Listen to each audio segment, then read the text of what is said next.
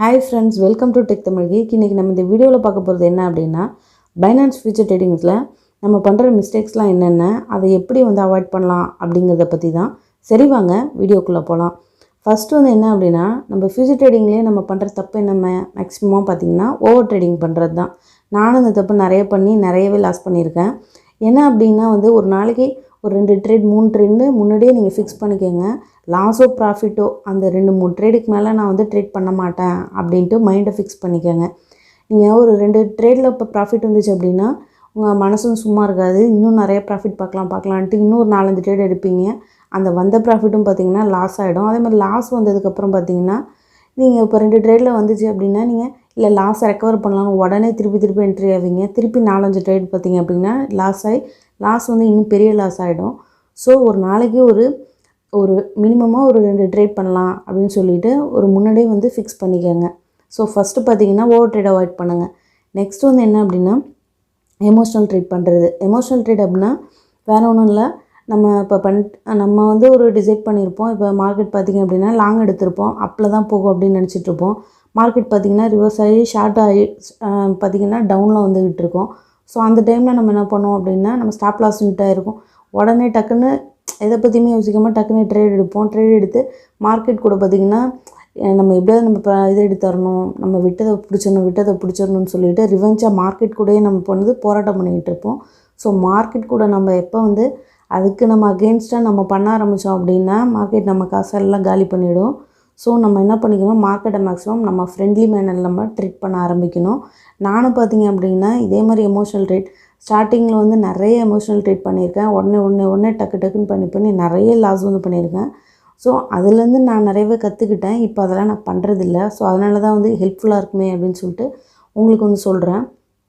அடுத்து என்ன அப்படின்னா, நீங்கள் ஒரு பிகினராக இருக்கீங்க அப்படின்னா எப்போயுமே ஐசோலேட்டட் செலக்ட் பண்ணிக்கோங்க. அதே மாதிரி இப்போ ஒரு $30 நீங்கள் வச்சுருக்கீங்க அப்படின்னா உங்கள் போர்ட்ஃபோலியோவில் நீங்கள் அதில் ஃபஸ்ட்டு ஒரு ட்ரேடுக்கு ஒரு $10 மட்டும் எடுத்து யூஸ் பண்ணுங்கள். அதே மாதிரி லெவரேஜ் பார்த்தீங்க அப்படின்னா கண்டிப்பாக 3x, அப்படி இல்லை அப்படின்னா 5x மட்டும் வைங்க. எடுத்தோடனே நிறைய ப்ராஃபிட் பார்க்கணும் அப்படின்னு சொல்லிட்டு 10xலாம் தயவு பண்ணி போயிடாதீங்க, 20xலாம் போயிடாதீங்க. அது அப்படியே ப்ராஃபிட் பயங்கரமாக வர மாதிரி தெரிஞ்சிச்சு அப்படின்னாலும் வர்ற ப்ராஃபிட்டு பார்த்திங்கன்னா ரொம்ப சீக்கிரத்துலேயே காணாமல் போயிடும். ஸோ அதனால் லெவரேஜ் அதிகமாக வைக்காதீங்க. நானும் நிறைய பேர் சொன்னப்பெல்லாம் கேட்கல. பட் இப்போ நிறைய அடி வாங்கிட்டு லெவரேஜ் பக்கமே அதிகமாக போகிறதே கிடையாது. ஒரு 10 USDT மட்டும் வைங்க. 10 USDT மட்டும் வச்சுட்டு அதில் நீங்கள் லெவரேஜ் கம்மி ஒரு 3x 5x அந்த ரேஞ்சில் வச்சுக்கோங்க. ப்ராஃபிட் கம்மியாக வந்தால் கூட பரவாயில்ல, ஆனால் லாஸ் அதிகமாக இருக்கக்கூடாது. நம்ம அதை மைண்டில் என்ன பண்ணிக்கணும் அப்படின்னா ஃபிக்ஸ் பண்ணிக்கிட்டு ட்ரேட் எடுங்க. அடுத்து இன்னொன்று ஒரு டிப்ஸ் பார்த்திங்க அப்படின்னா இந்த இடத்துல பார்த்திங்கன்னா ஃபண்டிங்கில் இந்த இடத்துல மேலே அதாவது எந்த இடத்துல சொல்கிறேன் அப்படின்னா இந்த இடத்துல பார்த்திங்கன்னா ஃபண்டிங்கில் நெகட்டிவ் காட்டும். நெகட்டிவில் இருக்குது அப்படின்னாலே மேக்ஸிமம் நீங்கள் ஷார்ட் எடுக்காதீங்க. ஏன் அப்படின்னா நெகட்டிவில் இருந்தாங்கன்னா அது இன்னும் மார்க்கெட் அப்பில் போகிறதுக்கு சான்சஸ் இருந்தால் தான் இந்த இடத்துல நெகட்டிவ் காட்டும். ஸோ நீங்கள் என்ன பண்ணணும் அப்படின்னா ஷார்ட் எடுக்கணும் அப்படிங்கிறப்ப இந்த இடத்துல நெகட்டிவ் வராமல் பிளாங்காக அப்படியே இருக்கும். அப்போ தான் நீங்கள் என்ன பண்ணலான்னா ஷார்ட் எடுக்கிறதுக்கே நீங்கள் டிசைட் பண்ணுங்கள். நான் இது நிறைய டைம் நான் பார்த்துருக்கேன். நான் இந்த மாதிரி நெகட்டிவ் இருக்கப்பலாம் நான் ஷார்ட் முன்னாடியே எடுத்தேன் அப்படின்னா மார்க்கெட்டு மேக்ஸிமம் ரிவர்ஸாக அப்பில் தான் போகுது. ஸோ அதனால் அதை கொஞ்சம் நீங்களும் கரெக்டாக நோட் பண்ணி பார்த்துட்டே வந்தீங்கன்னா உங்களுக்கும் கரெக்டாக அது தெரியும் எப்படி இருக்குது அப்படின்னு சொல்லிட்டு. ஸோ இதை ஒன்று கரெக்டாக ஃபாலோ பண்ணுங்கள். நெக்ஸ்ட் என்ன அப்படின்னா ஸ்டாப் லாஸ். அதாவது நெக்ஸ்ட் என்ன அப்படின்னா ஸ்டாப் லாஸ் செட் பண்ணுறது. ஸ்டாப் லாஸ் பார்த்தீங்க அப்படின்னா நீங்கள் சொல்லுவாங்க சில பேர் ஸ்டாப் லாஸ் வைக்காமல் கிராஷில் வச்சு பண்ணலாம் அப்படின்னு சொல்லிட்டு நீங்கள் அதை பண்ணாதீங்க. என்ன அப்படின்னா மினிமமாக நீங்கள் ஒரு 2 USDT ஒரு இப்போ 10 USDT இருக்கும்போது 2 USDT லாஸ் பண்ணலாம். அது ஒன்றும் தப்பு கிடையாது. அதெல்லாம் கூட லாஸ் பண்ணுறதுக்கு மனசு இல்லாமல் நீங்கள் ஸ்டாப் லாஸ்லாம் இல்லாமல் வச்சிங்க அப்படின்னா அந்த 2 USDT பார்த்திங்கன்னா 10 US நீங்கள் வச்சு மொத்த அமௌண்ட்டும் போகிறதுக்கான சான்சஸ் கூட இதில் நிறையா இருக்கும். அதனால் ஸ்டாப் லாஸை நீங்கள் கண்டிப்பாக ஃபிக்ஸ் பண்ணுங்கள். அந்த 2 USDT போனால் போயிட்டு போகுது.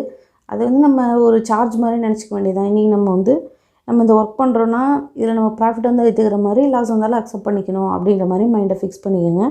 இன்னொன்று என்ன அப்படின்னா நம்ம இன்னொரு பண்ணுற தப்பு என்ன அப்படின்னா நம்ம ப்ராஃபிட் நமக்கு தெரியும் இது கண்டிப்பாக இவ்வளோ தூரத்துக்கு போவோம் அப்படின்னு சொல்லிட்டு.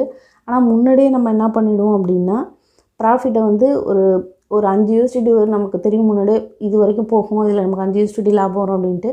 ஆனால் பார்த்தீங்கன்னா ஒரு 2 யூஎஸ்டிடி போயிட்டுருக்கப்பே இல்லை இந்த ப்ராஃபிட்டே போதும் மார்க்கெட் என்னது ஆனால் என்ன பண்ணுறது அப்படின்னு சொல்லிட்டு 2 யூஎஸ்டிடிலே புக் பண்ணிவிடுவோம்.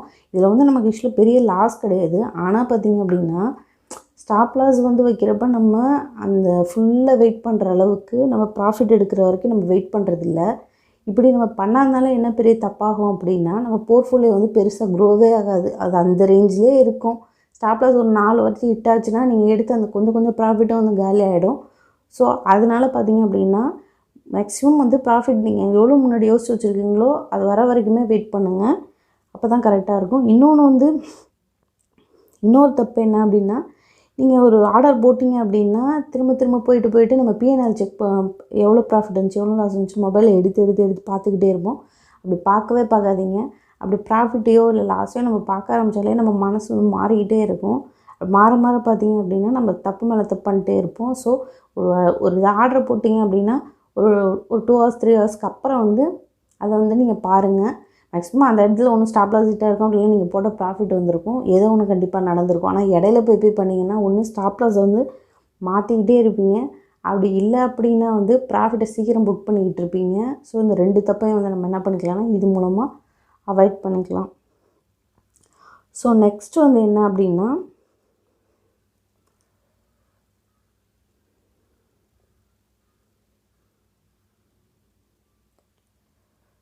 இதெல்லாம் தான் பார்த்திங்க அப்படின்னா நம்ம ஃபியூச்சர் ட்ரேடிங்கில் வந்து மேக்ஸிமம் பண்ணுற மிஸ்டேக்ஸ். இதெல்லாமே நம்ம அவாய்ட் பண்ணிக்கிட்டோம் அப்படின்னாலே நம்மளால் கண்டிப்பாக பார்த்திங்க அப்படின்னா ஒரு மந்த்லியே வந்து நல்ல அமௌண்ட் வந்து நம்மளால் கெயின் பண்ண முடியும். நீங்கள் வெறும் 2x 3x வச்சிங்க அப்படின்னா கூட உங்களால் கண்டிப்பாக வந்து ரொம்ப பெரிய ப்ராஃபிட் அப்படின்ற இல்லைன்னா கூட ஓரளவுக்கு நார்மலான ப்ராஃபிட் வந்து கண்டிப்பாக ஃபியூச்சர்ஸில் வரும். நிறைய பேர் ஃபியூச்சர்ஸ் போகாதீங்க பயமுறுத்துவாங்க. கண்டிப்பாக பயப்படுறது இதில் ஒன்றுமே இல்லை. முன்னாடியே நம்ம வந்து முன்னாடி இதெல்லாம் அவாய்ட் பண்ணிக்கணும், இதெல்லாம் பண்ணக்கூடாது அப்படின்னு நம்ம டிசிப்ளினாக இருந்தோம் அப்படின்னாலே நம்ம ஃபியூச்சர்ஸில் கூட நல்லாவே ஏர்ன் பண்ணலாம். ஓகே ஃப்ரெண்ட்ஸ், இந்த வீடியோ உங்களுக்கு பிடிச்சா லைக் பண்ணி கமெண்ட் பண்ணி ஷேர் பண்ணுங்கள். மறக்காமல் நம்ம சேனலையும் சப்ஸ்கிரைப் பண்ணிக்கோங்க.